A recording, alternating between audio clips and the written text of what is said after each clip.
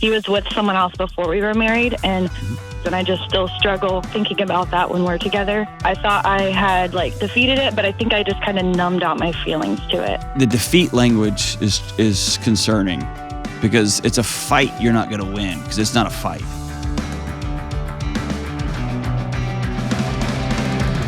Yo, what's up? This is John with the Dr. John Delony Show. So glad that you're with us. So glad that you've joined us. The greatest mental health and marriage and relationship podcast ever. And this is our third start. I've got friends walking by the window, and it's good to see my friends, but it is hard for me to do two things at once. So I'm so glad that you're with us, and you didn't even know that had happened. And I'm not supposed to tell you when I have to restart shows over and over again, and I forgot. So here we are. We're here, and I'm so glad that you're here. Don't forget to subscribe, and pass these shows along. I'm so grateful for you. So grateful for you. Let's go to the phones. Let's go to Hope in Columbus. What's up, Hope? Hi, how are you today? I'm fantastic. How about you? A little nervous, but... Hey, I'm nervous too. Listen, I've just train wrecked this show starting off this morning, so you can't be any worse than I was. So what's up? Okay, so I'm really struggling to be attracted to my husband, particularly during intimacy. Okay. I think part of it is I'm struggling with some hormonal imbalances since being postpartum. And then also we have some other sexual baggage that just I can't seem to let go of. Tell me about it. So my husband, I'm a Christian, and so is my husband, and he was with someone else before we were married, and we've been married 3 years, and I just still struggle thinking about that when we're together. Was that, did you struggle with that before you were married? I did, yes. Did you struggle with that before you had kids, or is this something new? It's kind of off and on. It was a really big struggle the first year or two of our marriage, and I thought I had defeated it, but I think I just kind of numbed out my feelings to it. Why do you think this is something you need to go to war with? Or let me ask it in a different way. The defeat language is concerning because it's a fight you're not going to win because it's not a fight. What is it about you that you feel like isn't enough? Because it feels like it's about your husband's past and this and that, and he's been with other people and all that. This is about you feeling like you're not enough. Tell me about that. Yeah, I'm not sure to answer that. Am I off? Am I wrong? No, I wouldn't say you're wrong. That's been with you for a long time, huh? Yeah, I think so. Do you know where that comes from? I think it's from my mom. Tell me about that. It's just things she would say to me as a kid. One particular that just is stuck in my mind is, she asked me, she's like, don't you wish you had these feminine features and you were more beautiful and you just... And you're very good at Christianese, at sugarcoating things. Be very direct. What'd your mom tell you? She told me I wasn't pretty much. That it would be really cool if your body looked different? Yeah. And so every time you stand before your husband, you think, I can't be as attractive as the other girl was 5 or 6 or 7 years ago. And he must be thinking... I'm always worried he's picturing her or thinking of her instead. Is he? No. No. Because he has a naked woman right in front of him, right? I'm sorry your mom told you that. She shouldn't have told you that. That was her projecting her own insecurities onto you. And you were her little girl and you didn't deserve that. And for all of us parents out there, this is what this looks like 5 or 10 or 15 or 20 years later when we put our insecurities on our kids. Then they stand before the person they love and they say, this is all of me. And that person says, I'm all in. And we go, no, you're not. Because even our parents weren't all in, right? Have you told your husband about this? Does he know? I tried to talk to him about how I'm struggling with intimacy a couple months ago, but I don't think he knew how big of a deal it is because I still try to be with him, but for me it's just not I don't feel as connected to him as I should. I feel like I should be able to. Okay. I want to back out of the whole conversation. There's a weird thing that happens with our brains, and our brains are story-making machines. And so here's a good example. It's like a simple example. I can have a morning where I have my morning coffee at my house, which is just part of my routine. And then this morning, I'll use this morning. It's a great example. I have my morning coffee at my house, which is a lot. And then I went to breakfast. I go to breakfast every morning, once a week in the mornings with my son, and I had a whole bunch more coffee there. And then I get here, and somebody had brought me hey, we know you like this sugar-free vanilla floofy thing. I got you one. So suddenly I have had 18 cups of coffee in a single morning, and my body is jittered out, and my brain thinks I've got anxiety issues. My brain begins looking for stories that back up why my body is rattling the way it is. And it must be because of this. And oh yeah, because of this. And I happen to walk by, I work at Ramsey Solutions. I work at a big media company, and there's walls of banks of different news shows on. And, it's because then my heart starts beating a little bit faster. So it's my body, it's my mind in search of a story that backs up what my body's doing. Does that make sense? And so I can imagine a scenario where you still struggle with feeling secure in your body. I get that totally. And I can also imagine you've just had, is this your first kid? Yeah. Yeah, just had your first baby. So your husband is married to a completely different woman right now, and you're married to a completely different man right now. And y'all probably haven't had that conversation yet. And sex used to look like X and Y and Z. And now everybody's tired. Everybody's buzzing around. Everybody misjudged how many diapers have to be changed in a certain day. Nobody feels sexy when they're getting peed on, and there's poop under their nails. And when we have to take the trash, everything's changed. And then you start feeling like we're having sex and it doesn't feel as good as it did, or feels different, or he's being a little bit weird or a little bit different. And now the story machine cranks up to try to backfill why our bodies feel how our bodies feel. Do you see what I'm saying? Yeah. And then it starts to magnify itself. And so what I want to do is be really open and vulnerable and vocal about what's actually happening, not the stories that we're creating about what's happening. Here's what that means. Hey, honey, sex feels different now. And by the way, it won't forever, but it does right now. Does it feel different for you? I feel your body is different right now. Or I feel you're not as engaged in it, or I'm having trouble staying engaged in it. And this can lead to an adventure of, I'll figure out a way to help you be engaged. You tell me, you see what I'm saying? Now it can be a whole adventure of y'all discovering each other further. Or it can be the thing that shuts everything down. You see what I'm saying? Mm-hmm. Yeah. When sex is wrapped up in shame, and when you have self-doubt, when he's got self-doubt, when he doesn't know what to say or how to say it, and you don't know how to tell him what you need and what you like, when we get into this back and forth shame-filled world, the awkwardness can lead us to, you know what, I'm good. I don't want to enter into that awkward space, so I'm just going to stay by myself. And now the story machine just loses its mind. Okay? Here's your new assignment. Are you ready? Mm-hmm.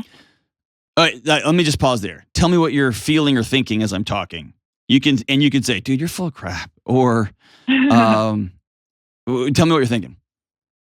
I'm still just not sure how to tell. So how to express that to my husband, because I don't want to like destroy his confidence, because he's lost a lot of weight recently, like 70 pounds, and he's the most attractive he's ever been to me. And then as soon as it gets like to be time for intimacy, it just like, I struggle with that. Can I say something mean? Yeah. No, it's not mean. It's just direct. Is that cool? Yeah. He knows you're not enjoying yourself. I know. He's been asking me a lot lately. Yes. That's the secrets are destroying your relationship far more than being honest would.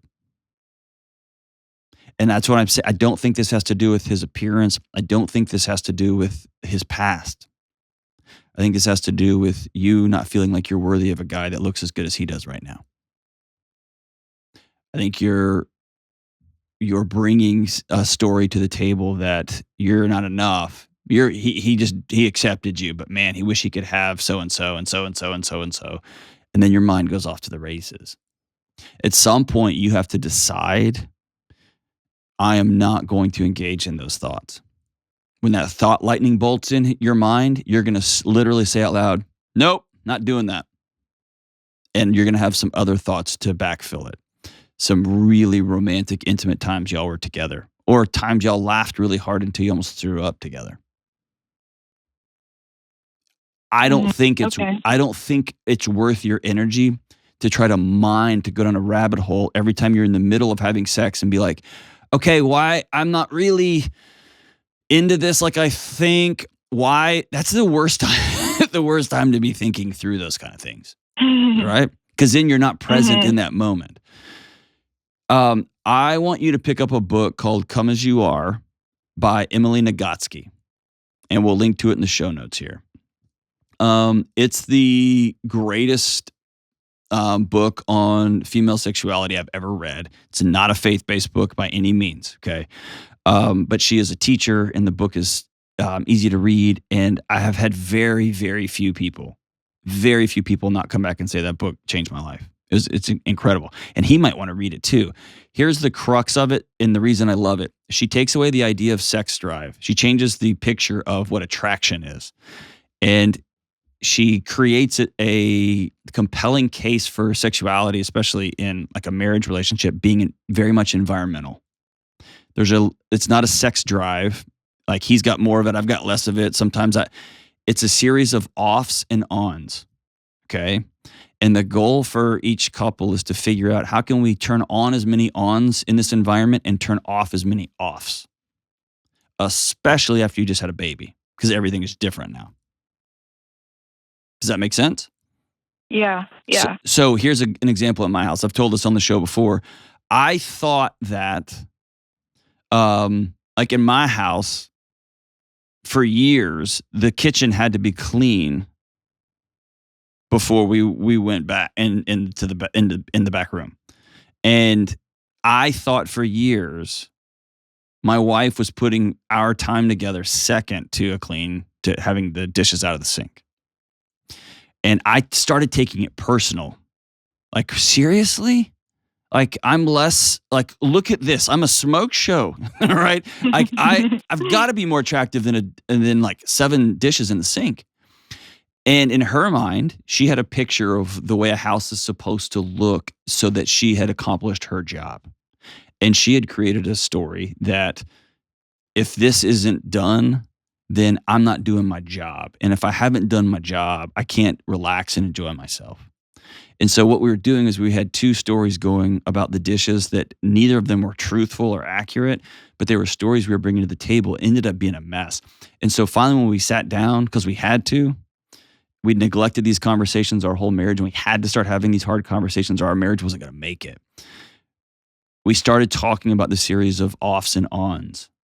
And then it was like, I can't move forward because of the way I feel about me if if there's dishes in the sink. And for me, it was like, oh, this has nothing to do with me. This has to do with the fact that this is a story she tells about herself. I'm going to get all the dishes out of the sink all the time. See what I'm saying? And now I'm about something completely different. Oh, you need me to text you in the morning? You want me to tell you this thing? You want me to remind you of? Dude, I can do that. That's simple. That's taking another off the table and turning another switch on. And so it became a fun-filled adventure figuring out what are all the ons and what are all the offs. And ons and offs are not all, very few of them are sexual. Most of them are creating an environment. It's why you can go to a hotel and just cause the wallpaper to peel itself off, right? Because y'all are getting after it. And then you come back home and you're in a different environment and everything's like whoosh, it's all gone, right? And so it's you mining your environment, you deciding I'm not going to have these thoughts about his old girlfriends or his old ex-wife or whatever. I'm not going there in my head. That's a choice. And over time, your brain will quit defaulting to that. That is your brain trying to come up with a story that is going to justify you not being enough for him. And by the way, Hope, he chose you. You're enough.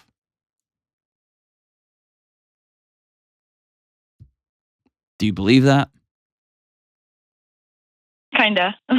Okay. Today is going to be the first day you tell the full truth. Okay? Mm-hmm. You're not going to destroy him. You're going to tell him you love him. You're going to tell him he looks really good. And you're going to tell him 3 months after having a baby, I'm struggling with sex. And I'm struggling with how it feels. And when it doesn't feel like I thought it was going to, or the whole environment isn't like what I thought, then I start cranking up stories like you're thinking about your ex, like that I'm not enough, that my mom told me my body doesn't look good, and you probably think like she does. Put all those things out there. Do you trust him enough to hold those things with you? Oh, yeah. Okay. Yeah.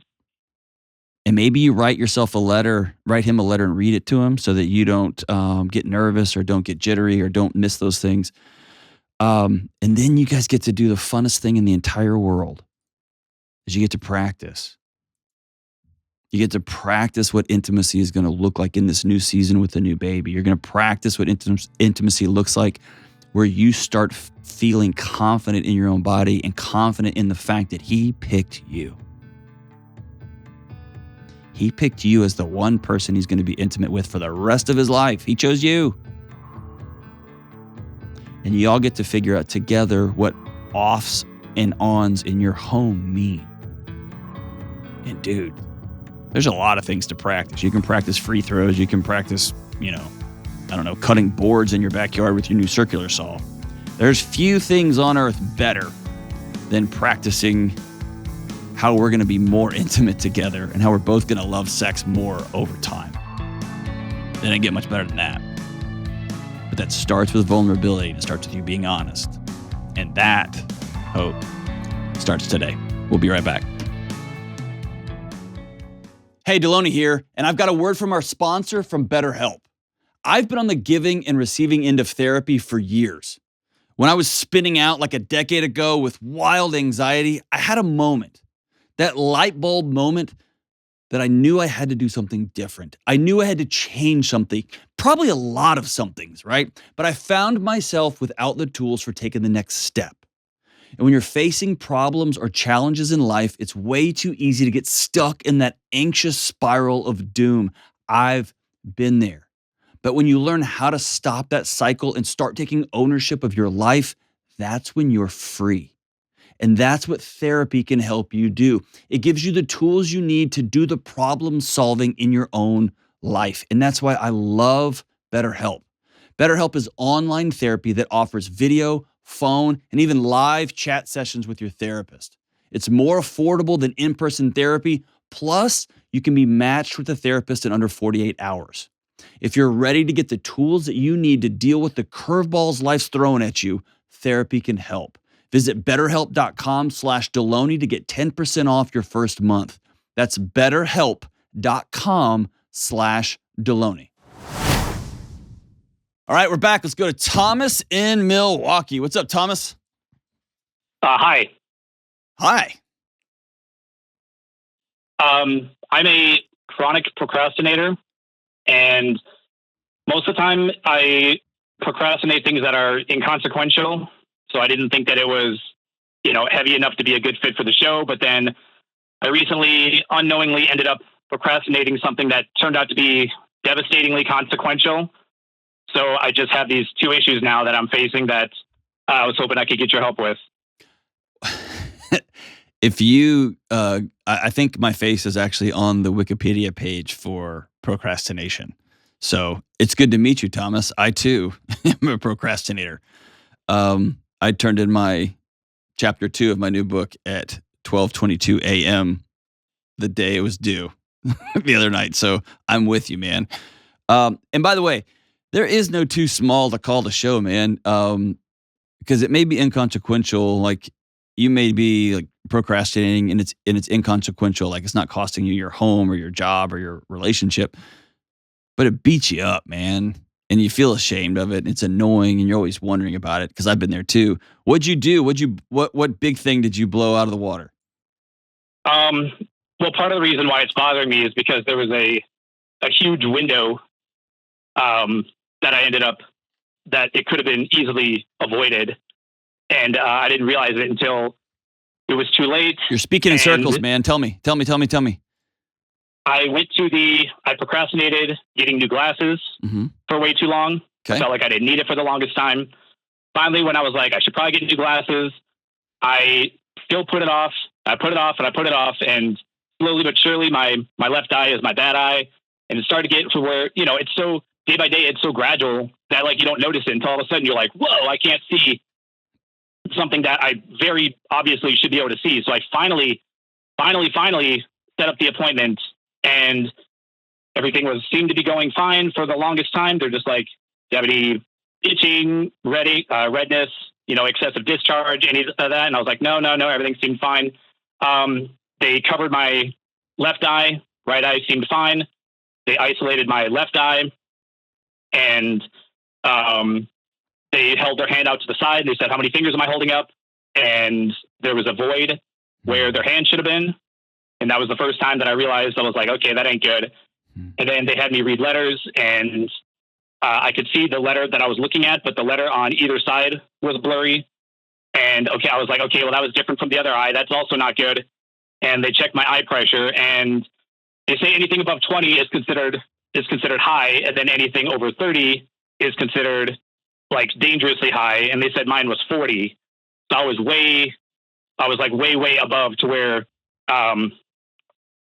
basically I was diagnosed with glaucoma at age 38. Yeah. And it was just hard because I had so much time to do it. And I know that kicking yourself isn't like useful, but then at the same time, it's like, well, it just sucks that because like hold on. I live a healthy life. Is it directly because you took a while to get your glasses? Yeah, I went. The last time I had new glasses was 2007. I know, but I've not heard. And again, I'm not an expert on this at all. But I don't know that glaucoma's attached directly to a mismatched eye prescription. Is it? It's pressure in the eye. And they check for that when you go in for your eye appointments. Okay, so and basically, if I would have gone in for a checkup to get new glasses, they would have checked my eye pressure. They could have caught it sooner and prevented the damage from occurring over a long period of time. Gotcha. So now it sucks because I'm going to live for like 80 more years, and so now this like a long time to sit here with this bum janky eye that doesn't work right. Yeah. And so now it's like I can't get away from it. Like I'm reminded of it every waking moment. I can see it all the time. So it's like, I don't even have like the luxury of repressing it, because every time my eyes are open, I'm like reminded of it. And I have to put drops in my eyes now 3 times a day. So that reminds me of it also.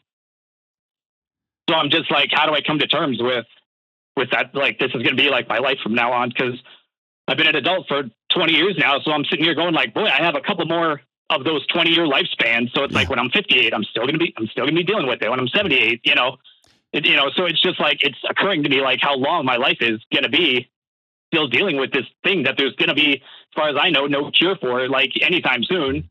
They're only dealing with, treatment and prevention, but if you already have it, then it just sucks to be you, I guess. Yeah. So I'm just, I'm just having a hard time just coming to terms with like, this is my like reality from now on. Yeah. That's a different conversation than procrastination. That we'll get to that, but this is more about you just coming to terms with, a medical condition that's become a new reality for you. And what you can't see on the other side of it yet is neural adaptations. Your brain figures things out. Not saying that your eye's going to magically be able to see.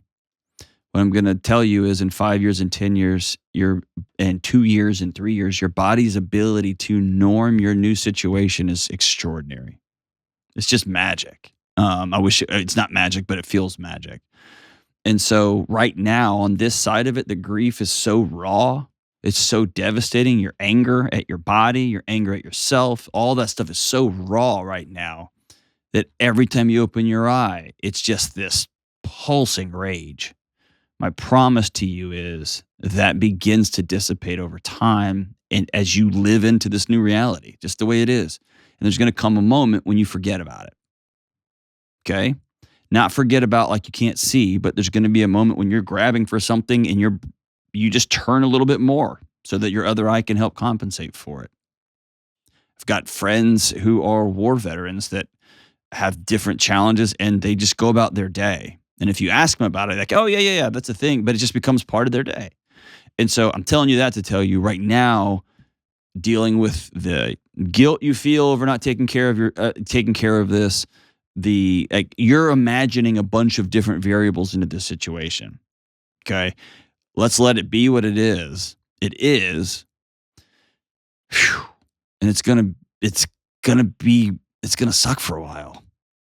You're going to be upset for a while. And dude, all that's okay, man.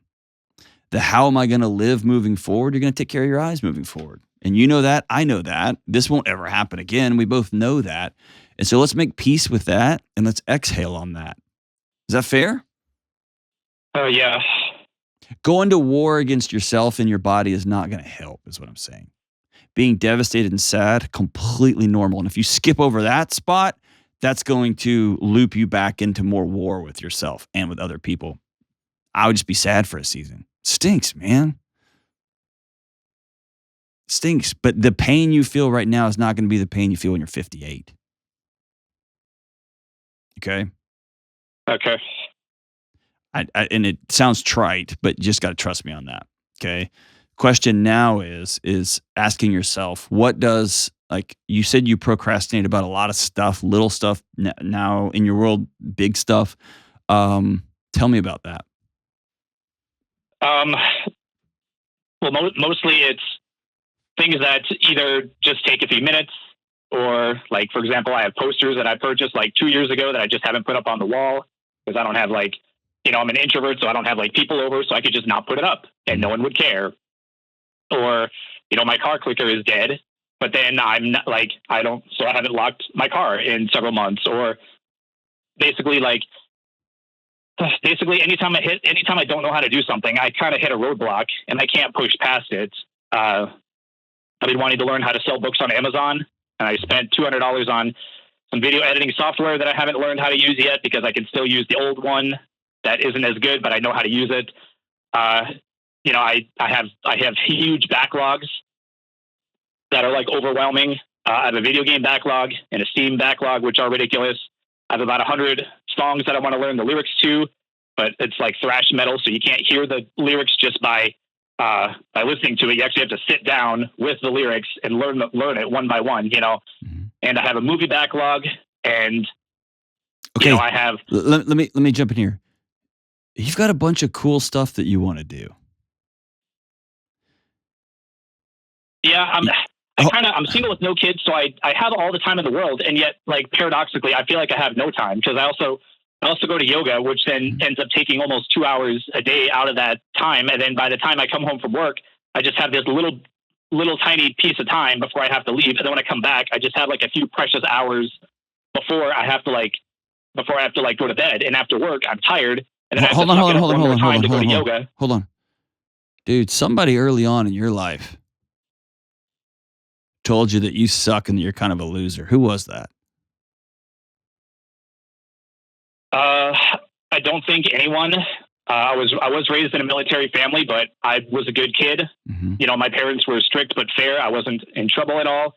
My parents kind of took a hands-off approach to raising me because I checked all the boxes. I got myself up for school. I did my homework. I didn't talk back. Hey, listen, compliance can often be a trauma response, my friend. That is true, but I didn't feel like I was just sort of naturally that way. I don't, if something happened that kind of changed me into that gear or whatever, it must have been before I remember. Were you bullied in school? There was a few instances of it in 4th and 5th grade, but it wasn't like a chronic thing. It was just like a couple of times for like a few moments where I was kind of picked out of the crowd. And everyone was like, do you have any mental health diagnostics? Not that I'm aware of. I'm generally not an anxious guy. Okay. Like my life is like in order. Like, I enjoy having my freedom and having all the time in the world to do whatever I want all day, every day, except go to work. Mm-hmm. So I'm not afflicted by many of the things that a lot of the other, callers have. Sure. I did have anxiety about this call, but I think I'm not an anxious person generally.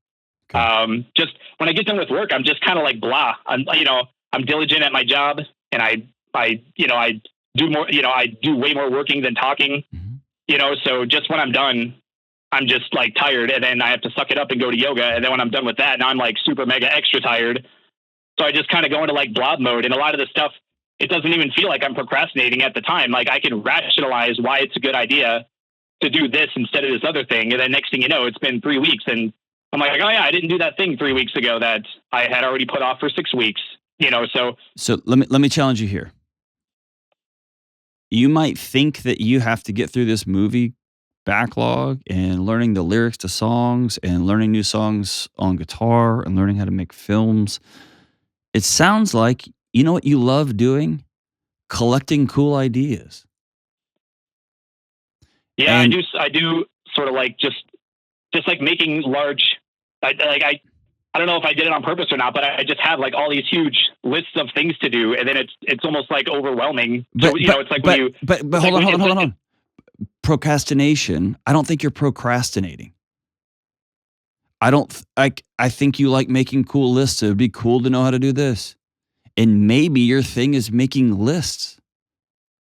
What I want you to do is to stop beating up Thomas. Because I think Thomas is a good guy. And you've created a hell of your own making of these shoulds and have tos that don't exist. There are a few things. You're going to not lock your car for long enough and someone's going to come steal it, and it's going to be just like your eye. That's a pattern, right? Yeah. So there is some wisdom in saying, okay, what do I really need to do? And then what do I want to do? And then let's look at all of those lists and maybe pick one. Here's the thing. You don't really want to self-publish a book right now. You might someday, but you don't right now. And so cool. You're into yoga right now. It's okay to just be into yoga right now. I got friends that are obsessed with jujitsu and they don't do anything else. They don't even talk to their kids that much. They just do jujitsu. Great. Does that you see what I'm saying? Like you've built, it's not the things, it's the pressure you've put on yourself. And that pressure then crowds out the things that you do need to get done. Like you do need to go get your eyes checked. You need to go to the doctor, make sure you're healthy. Sounds like you've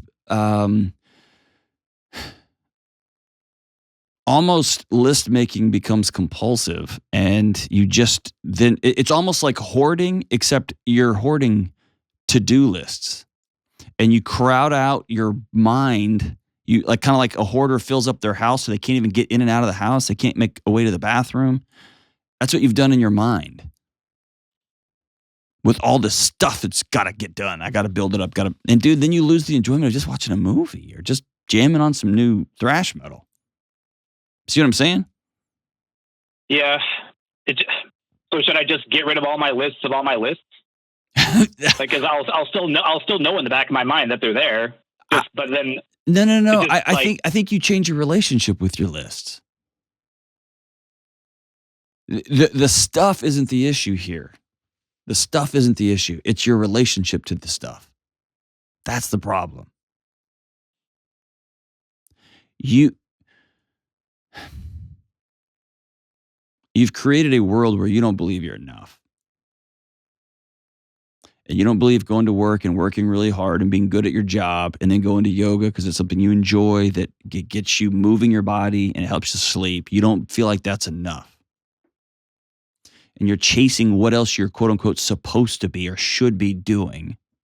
And you fill it with things like watch movies. You fill it with things like play video games. You fill it with things like learn lyrics to thrash metal songs.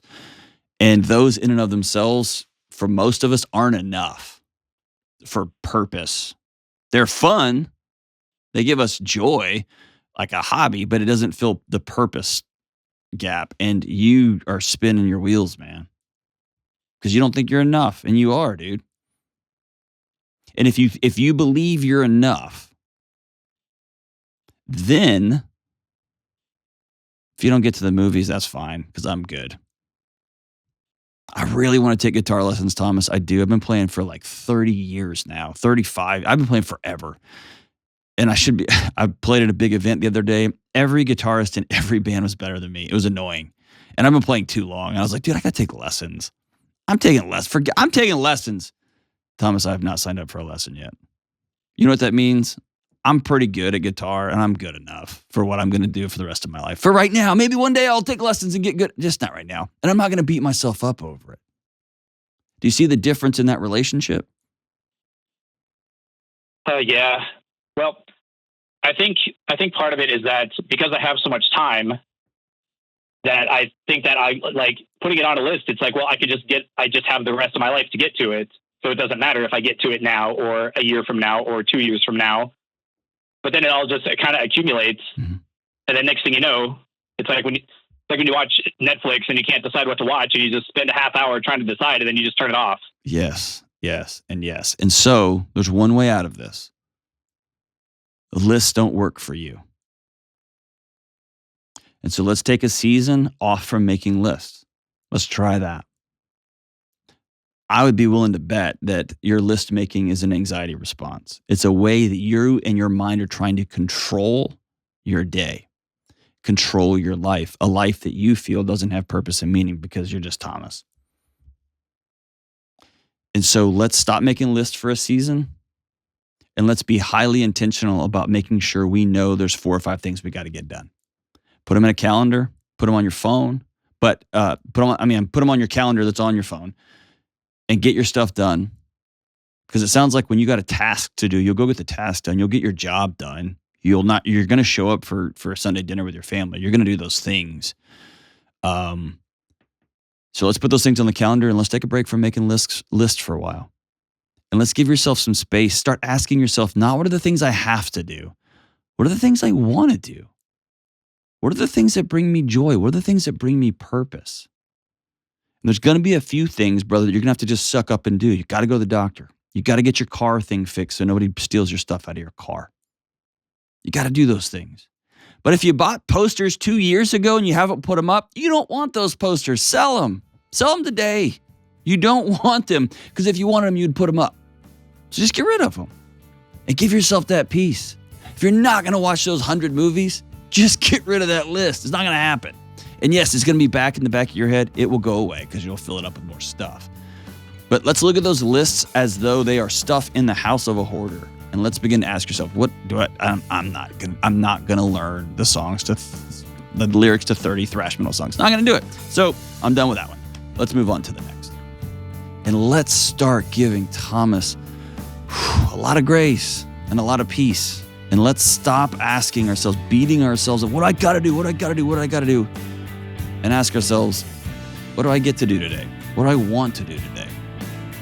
What do I want to be a part of long term? Let's start there, man. Be nice to Thomas. I like that guy. We'll be right back. It seems like everybody's talking about how crazy the housing market is right now and how powerless homebuyers feel. Mix that with the stress of moving and life change and job change, and you've got a tornado of anxiety fueling one of the biggest purchases you'll ever make. This is not a good idea. So if you're a new home buyer right now, my advice to you is to focus on what you can control, like the people you choose to help you in the home buying process. You need folks like my friends at Churchill Mortgage.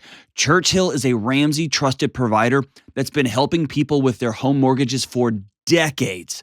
And their Home Buyer Edge program will help you skip a bunch of the stress. Here's how it works. Apply to become a Churchill certified home buyer and cap your interest rate for 90 days.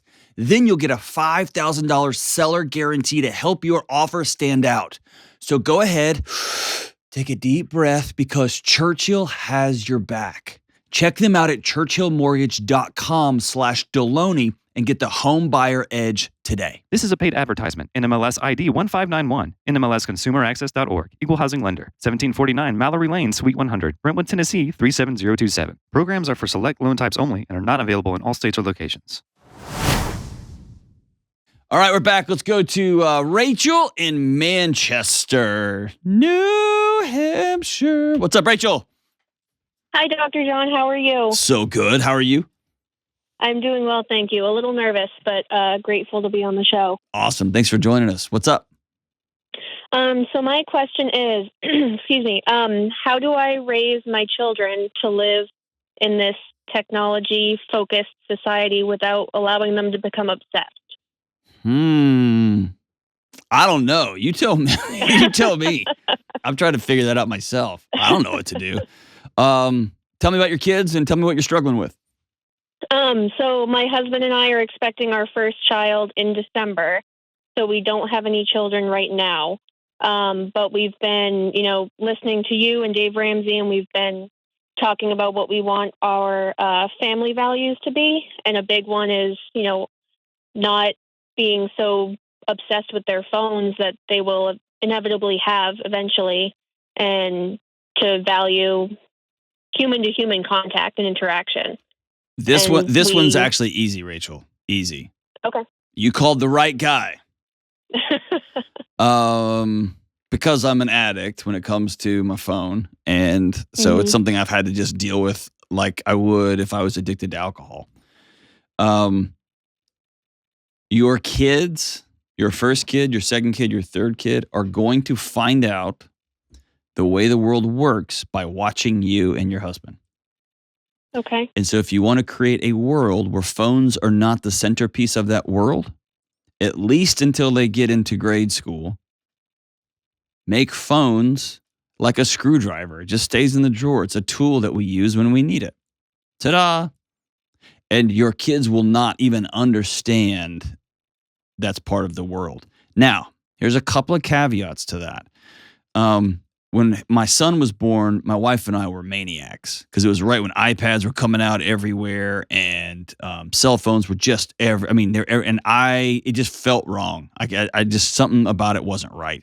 Probably in retrospect, it was just because I was afraid of change. And I was using these cavalier, we're all going to die, probably very similar to the guy that was in charge of a horse farm. And then all of a sudden, Henry Ford started driving Model Ts everywhere. And he's like, well, you know what's going to happen? All right, so there we go. But my son, one time, he was 2, and he was late to speak. He was very late to be fluent. But I remember we sat down in a restaurant, and he looked at we had a laminated menu, and they set it down, and he started dropping his fingers trying to expand the menu as though it was like a cell phone trying to make the picture bigger. And both me and my wife looked at each other. He had never seen us do that. That was not from our house. He'd picked that up somewhere, just in passing, whether that was at the supermarket or somewhere at a family gathering. So they're going to pick it up. They're going to see it, but they're going to learn how to live with your values by watching how you and your husband live your values. And then when they get to elementary school, my son was in 5th grade, and I think he was the only one, maybe one other kid, already have a smartphone and all that stuff. So it will happen early, and it's just going to be like everything else, whether it's I have to have the right tennis shoes, or I got to have the right gadget, or I got to have the right, I don't have the right, bat bag for the baseball team. You're going to be fighting that. That's just human nature. Kids want to fit in, and they want to be like their friends and they want to be cool. And that's not weird. That's normal. That's developmental. And sometimes we can't afford certain things. And so we're going to teach them about realities of money. And sometimes I'm not going to buy you a $400 or $100 pair of jeans because you grow 7 inches every week. And so, like, right, some of those natural conversations, phones are just going to be a part of that conversation too. Right? Yes, all your friends have them. And my job is to keep your mind safe, and they're not good for you. And so we're not going to do that in my house. Ta-da! And my son, I've talked about on the show, but he called me on it once, and he was right. As he was entering middle school, because he's the only kid, that doesn't have some access to some kind of phone. And he said, "Dad, you took away the phone. Fine. You say that these things aren't good for me, and fine. But I got nothing. And when my friends come over, no video game, like we've got nothing." And he was right. And so I went and we moved some budget stuff around, and I bought a foosball table, and I bought like an air hockey table off Amazon, had it shipped to the house. And I got him a bow and arrow. Like I got him some things to do that he could go do with his friends that he could do by himself that didn't involve. So he called me on the carpet, and he was right. I had to provide some alternative activities for him that were different. And now we've got a cool thing to do. We go out in the front yard and shoot our arrows. And you want to talk about some trash talking in the Delony house when we're playing air hockey together, right? See what I'm saying? So I even had to adapt and learn and get some new things and learn some new things. And we were in a financial position to do that, but we got the cheapest ones we could because we're going to destroy them because that's the house that we have. Is that helping? Yeah, no, absolutely. Yeah, we've heard you, as I said, both of us listen to your show, so we've heard you talk about how you don't prioritize cell phones and devices at home, and you have other means of, giving your kids things to do when these days everyone just shoves them in front of a TV screen. Here's one of my operating rules. Whenever a child walks into a room, I put whatever screen I'm looking at down. Even if I tell them, "Hey, I'm in the middle of sending a text message. I need you to wait a minute." That's okay. "Hey, I'm in the middle of working on a work email right now. I need you to give me 2 minutes." Okay. Most of the time, I'm just mindlessly scrolling like an idiot, and it's good that I put the phone down. But that's one of our rules. I want my kids to know you are more important than whatever flashy thing is in front of me. That makes complete sense. And I will challenge any parent. I can be wrong here. I don't think I am. Your kids cannot compete with the psychologist and neurobiologist and tech companies who have all joined forces to create the single most addictive device that's ever existed. They can't compete. And so to hand that to a 6th grader or to a 9th grader and say, "Well, you only get 30 minutes is like handing cocaine to a kid and saying, "You only get to do a little bit." Right? It's just not fair. Mm-hmm. It's not integrous because it's impossible. You're lighting up a kid's brain like a Christmas tree, and then you're going to hold him accountable when he can't pay attention, when he gets fidgety, when she just wants to grab the phone. That's not, you can't do that, man. You can't give a kid cocaine and get mad at them because they're running around the house. You can't do that, right? So I may be proven wrong, and I may be like, "You know what, son, I screwed this up," but my approach is as little as humanly possible because they're already getting it everywhere. And by the way, my son now, he's in middle school, and every school's got computers and all that. Dude, he can fly around a computer now. It took him like 1 second. And so this idea that they're going to be behind, they're not going to be digitally native and all, dude, they're so intuitive. And we as a society have no idea. I keep pretty close tabs on the AI world. What's coming? Holy smokes.